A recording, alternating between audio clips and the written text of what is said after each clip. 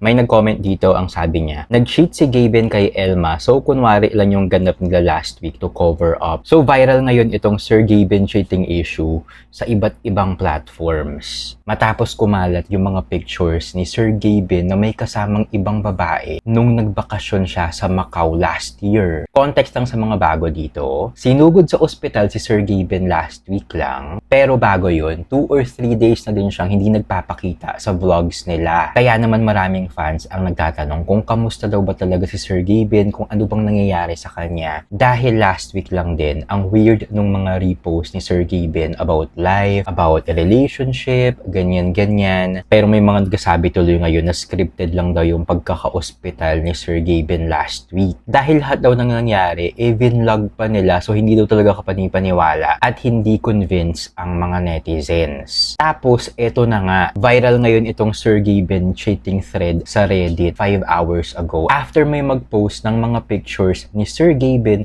na may kasamang ibang babae sa airport papunta at pauwi galing Macau. Pansin niyo daw dito yung pink na maleta na hawak-hawak ni Sir Gaben. At may mga chismis pa na nagsasabi na ang reason daw kung bakit nagkaganon si Sir Gaben, meron daw ibang lalaki yung kabit niya at nakikipaghiwalay daw sa kanya yung babae na kasama niya sa Macau. Tapos eto pa, merong pinost si Elma na girlfriend ni Sir Gaben at ang sabi niya, girl instincts daw. So feeling ko meron na siyang alam, kinukutuban na siya na may something. Tapos nag-resurface ngayon itong status niya last year. Nag-trending to after ngang lumabas ng mga pictures ni Sir Gaben na may kasamang ibang babae. At bigla namang binura ni Elma itong post niya na to para siguro hindi na lumaki yung cheating issue ni Sir Gaben ngayon. So possible kaya na may alam na si Elma sa nangyayari at ito kaya yung reason kung bakit sobrang yaman na ni Gaben pero hindi pa niya pinapakasalan yung long-term girlfriend niya. Anong masasabi nyo? Comment kayo sa baba ng video.